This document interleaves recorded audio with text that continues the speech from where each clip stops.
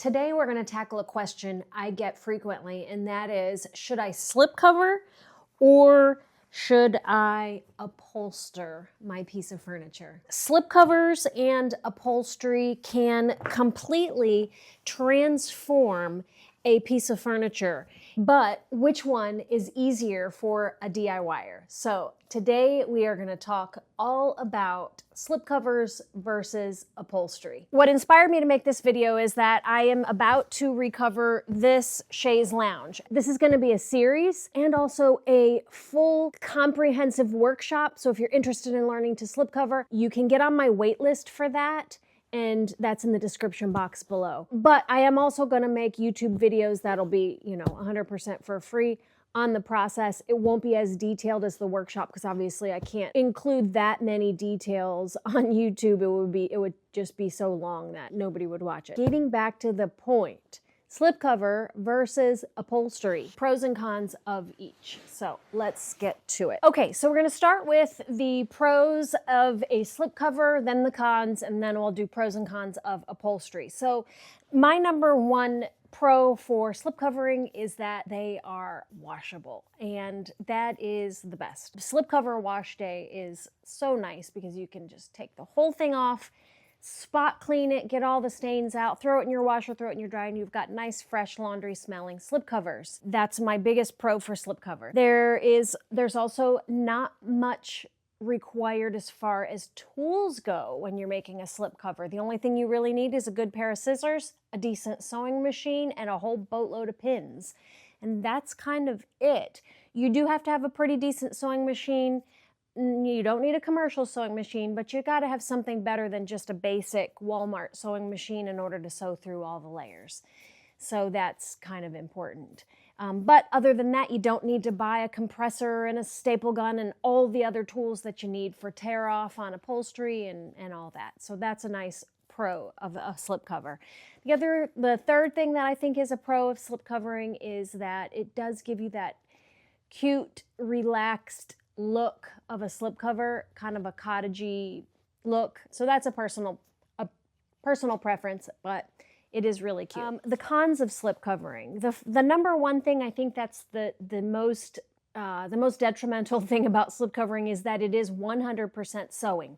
You're basically draping your piece of furniture like you would drape on a dress form, and then you are cutting and pinning it, and then you are taking it to the sewing machine, and every bit of that slipcover is sewn together. So there is a good bit of sewing involved in slip covering. So if you have zero sewing experience, I would say slip covering might be an easier way to start. But if you have some sewing experience, if you know how to operate your sewing machine and you feel confident at your sewing machine, then slip covering is not difficult. So I would say go for it. Give it a try. You will fall in love with making slip covers. If you know how to sew already, you will be hooked. It's really a fun thing to do, and how quickly you can transform a piece of furniture, it's so fun. So I put that 100% sewing in the cons list. I don't know, that could be a pro or a con really, depending upon if you know how to sew already. So that's up to you.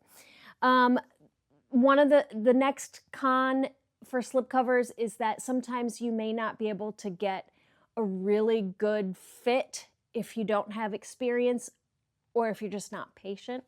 It does take a good bit of patience when you're cutting and pinning your slip cover. If you just take your time and work around your piece slowly, you can get a good fit. But I guess having a sloppy fit would be definitely a con of slip covering, or a loose fit. In my opinion anyway, I like my slip covers to look really tailored and crisp, like it's upholstery, to be honest. That's how I like my slip covers to look. So that's my goal and my aim for every slip cover. But yeah, that could be a con if you don't have a lot of experience. Another con for slip covers is that not all furniture is ideal for a slip cover.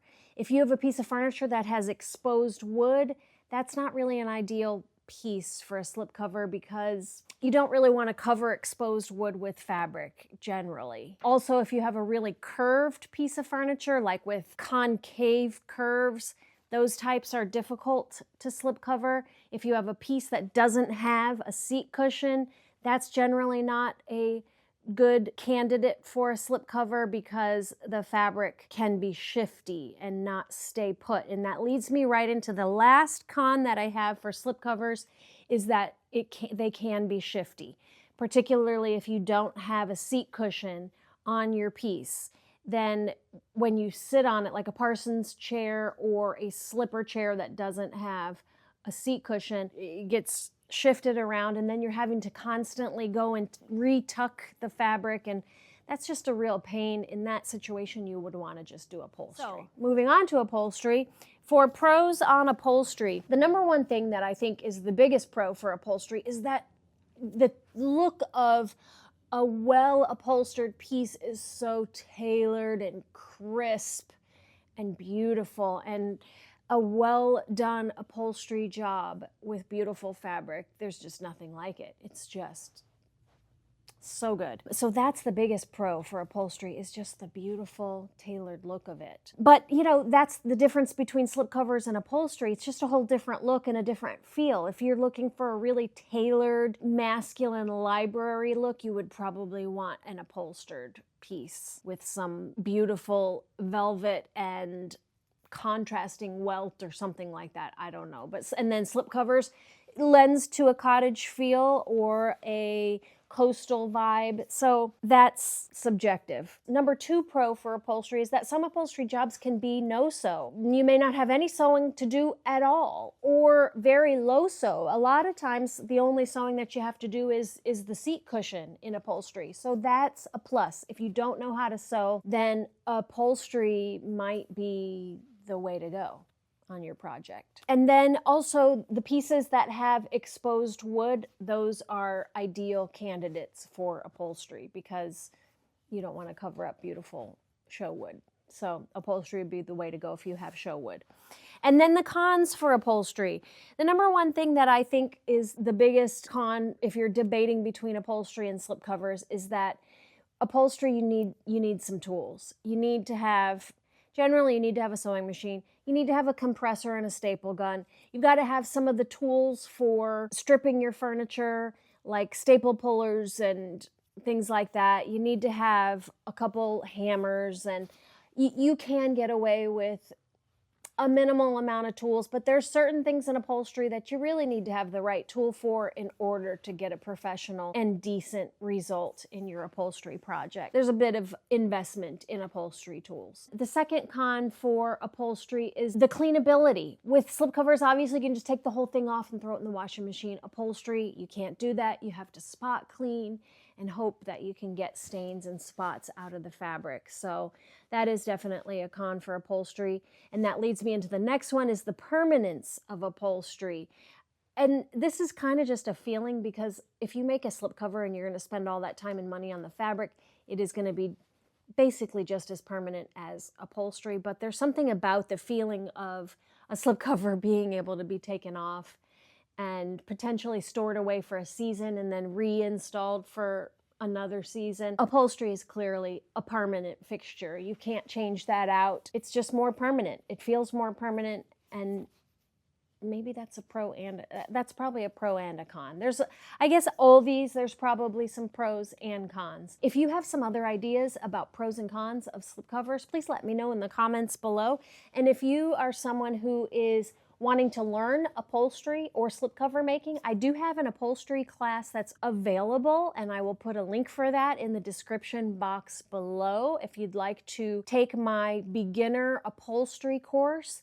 It is a beginner course, so if you have some experience with upholstery, it's not for you. But if you're a complete beginner, this would be a great course for you. The link is in the description box below. And if you're interested in getting my slipcover workshop/course, get on the wait list. As soon as I finish it, I will send you an email and let you know it's ready, and you can buy the slipcover course. So thanks, y'all, and I'll see you on the next one.